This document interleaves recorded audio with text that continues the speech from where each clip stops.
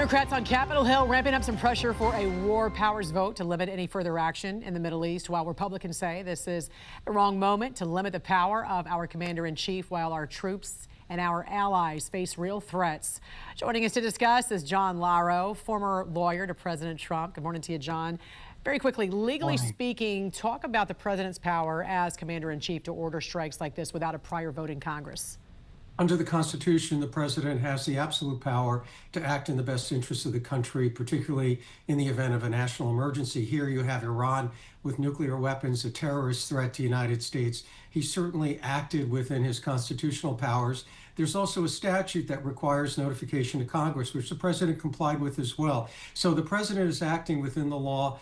All of this is political theater by the Democrats. They're not going to get any limitation on President Trump's ability to carry out this activity right now. In simple terms, what would a war powers vote, if it was agreed upon, what would that resolution actually do, and how much real legal force would it have, if it did pass? Well, conceivably, it could cut off funding for American troops in a theater of war right now, which is just outrageous. And no, the Democrats aren't going to vote for that either. And by the way, it would take 5 Republicans to leave President Trump's support and vote for it, which is not going to happen either. So it's really just grandstanding by the Democrats, and nothing's going to happen on Capitol Hill. And some other legal news that we're following. We know former President Bill Clinton and former Secretary of State Hillary Clinton were deposed last week by a House subcommittee in the Epstein probe. What's the goal with this, and what do you know about the House investigation into Epstein and his ties to perhaps other federal government officials? Well, this is a hot item issue. Obviously, Congress is interested in it, and there's going to be public hearings and public disclosures. One thing about Bill Clinton, he was called Slick Willie for good reason. He's very, very good at answering tough questions. But the biggest takeaway of his testimony is President Trump had nothing to do with Epstein, which really undermines the entire Democratic defamatory assault on President Trump with respect to Epstein. And Clinton turns out to be one of Trump's biggest supporters. He had nothing to do with it. What are some other names of other former officials that we can maybe expect to hear in the coming weeks and months, perhaps?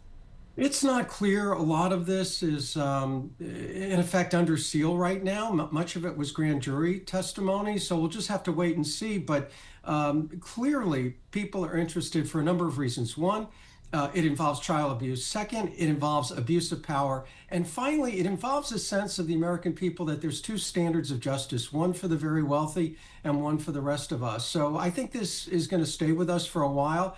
But the good news for the White House is you have a leading Democrat but saying President Trump had nothing to do with any of this. I want to ask you also about this new report that reveals the Biden White House waived executive privilege and allegedly colluded with Georgia prosecutor Fani Willis in order to get testimony from Trump-era officials to be used in that case against him. What were your thoughts when you heard about this? A current president asked to waive a predecessor's privilege? Not surprised at all. I represented President Trump in the Washington, D.C. case. I knew there was collusion going around the country.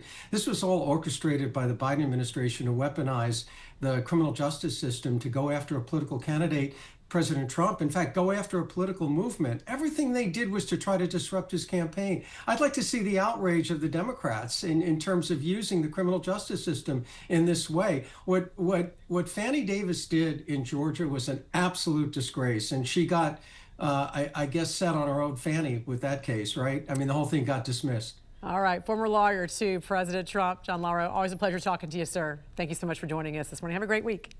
You too. Some Democrats on Capitol Hill are trying to limit the president's authority and force a vote on the war powers resolution. Other lawmakers argue now is not the time to handcuff our military, shut off our defense systems, and jeopardize national security. Joining us now to discuss is Tennessee Senator Marsha Blackburn. Good morning to you, Senator. You are one of those senators against this war powers vote. Democratic Senator John Fetterman, already a hard no. How many GOP senators would actually even vote for this? I mean, is this DOA? Jan, I never speak for another senator. What I can tell you is this. As I have talked to Tennesseans this weekend, they are grateful that President Trump took action. They are grateful that the Ayatollah is gone and that this reign of terror has ended. They are very hopeful for the Iranian people that they are going to grab this opportunity to establish a democratic form of government.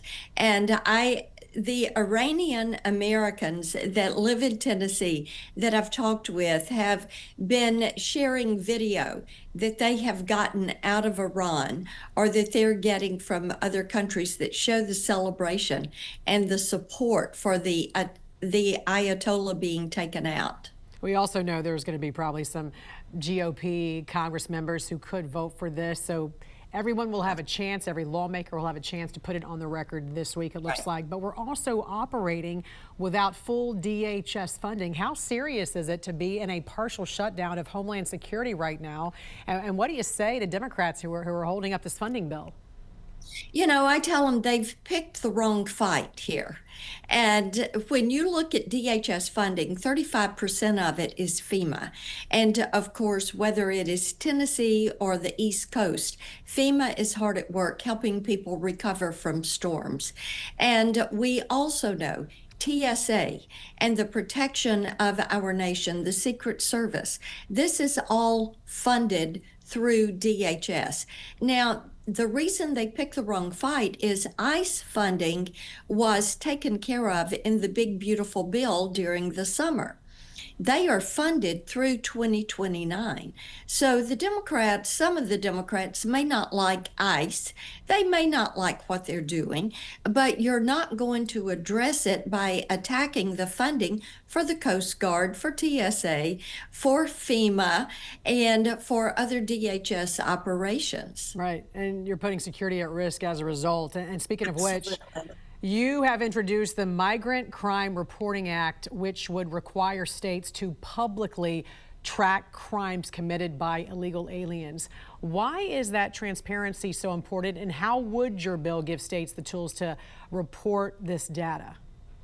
Yes, I was reading a report that the Tennessee District Attorneys Association had done, which was chronicling the crime committed in Tennessee by those illegally in the country, and really dug deep on this. There were murders, robberies, car thefts, things of that nature. And pardon me, I thought it is appropriate that we look more holistically at this, state by state.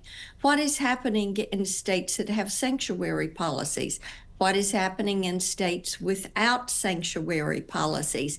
And by having the states utilize the template that they did in Tennessee, then the citizens will know what portion of crime, and indeed when you see escalation rates in crimes, such as DUIs, injuries or death by DUIs, and you see these escalation rates, you can more closely monitor what is happening from individuals illegally in the country who are working outside of the rule of law and our requirements, and what is happening with crime in our communities by citizens in those communities. I also want to ask you about a recent op-ed that you wrote saying that if big tech will not protect children, Congress has to step in. Of course, this all comes as Mark Zuckerberg testifying in the landmark social media addiction trial in California. Tell us more about the Kids Online Safety Act, because I know this is a huge passion of yours, and also what this act would do. What would it effectively do? The Kids Online Safety Act would establish product safety guidelines for the virtual space. Jan, when you look at every industrial sector in this country, they all have product safety guidelines, whether you're buying a car, a mattress, a coffee pot, a toaster, anything. And the only area in our industrial sectors without safety, product safety, is the virtual space. This would establish that standard. What we have to do is make certain that we are protecting our children in the virtual space. And right now, there are not any guidelines. You cannot delink from these algorithms. You cannot have an opening of that black box. You are not able to report when there are adverse actions in the virtual space. And that is the crux of what is happening in this social media trial in California. So would the liability fall then on the actual platforms themselves, or where does parental responsibility also come into play in this? Yes. Well, just like with every other component, there's always going to be parental responsibility. But what we have not had is the toolbox and the guidelines. You know, we say a child cannot get behind the wheel of a car and get that driver's license until they're 16. Of course, parents are involved in that. But right now, there is no place for parents to report bad actors and to have those bad actors held to account.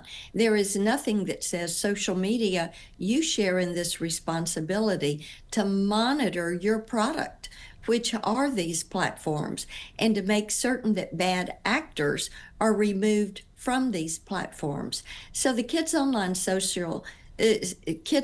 Safety Act would put those protections in place to make certain that in the virtual space, our children have that baseline of protection. All right, look forward to following that and also the votes on that. Tennessee Senator Marsha Blackburn, we appreciate you joining us this morning. Have a great week. Good to join you. Thank you. Thank you. Meantime, Congress is preparing for a high-stakes showdown this week over President Trump's military actions in Iran.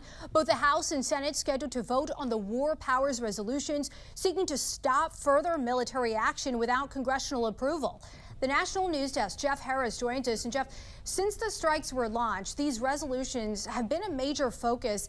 Tell us more about this specific law and what lawmakers are now saying. So the War Powers Resolution is a federal law designed to check the president's power to deploy forces to an armed conflict without getting congressional approval. Those backing the law say the administration gave no evidence of an imminent nuclear or missile threat justifying Trump's actions, a claim that's being refuted by those against it. Both the House and Senate now bracing for a showdown this week over President Trump's authority as commander-in-chief.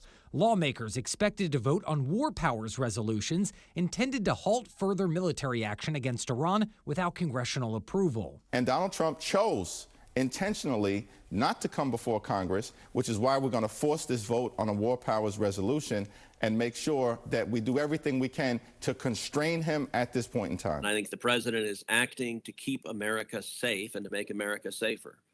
Iran, for 47 years, has been the world's leading state sponsor of terrorism. Secretary of State Marco Rubio telling the press Monday the administration was in compliance with the law, briefing congressional leaders known as the Gang of Eight before the operation, adding the strikes were a proactive defense measure to address an imminent threat. There absolutely was an imminent threat, and the imminent threat was that we knew that if Iran was attacked, and we believed they would be attacked, that they would immediately come after us. And we were not going to sit there and absorb a blow before we responded. Meanwhile, Monday morning, Secretary of War Pete Hegseth also pointing to an imminent threat from Iran, specifically a conventional shield for their nuclear projects. Iran was building powerful missiles and drones to create a conventional shield for their nuclear blackmail ambitions. But some Democratic members of the gang who were briefed by Rubio Monday are criticizing the short notice that was given and lack of prior congressional approval. I've said before,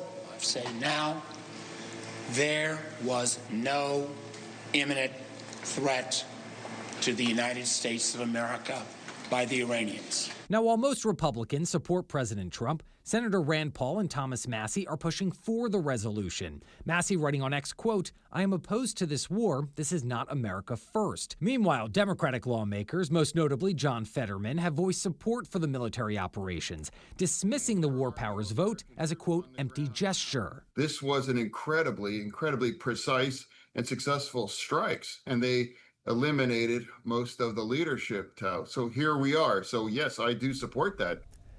Take a look here. Our researcher finding multiple previous presidents, including Ronald Reagan, George H.W. Bush, Bill Clinton, Barack Obama, and Joe Biden, have all taken military action without prior congressional approval, although later Reagan did seek authorization.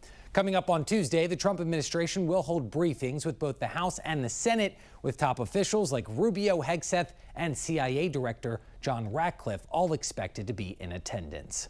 Reporting for the National News Desk, I'm Jeff Harris.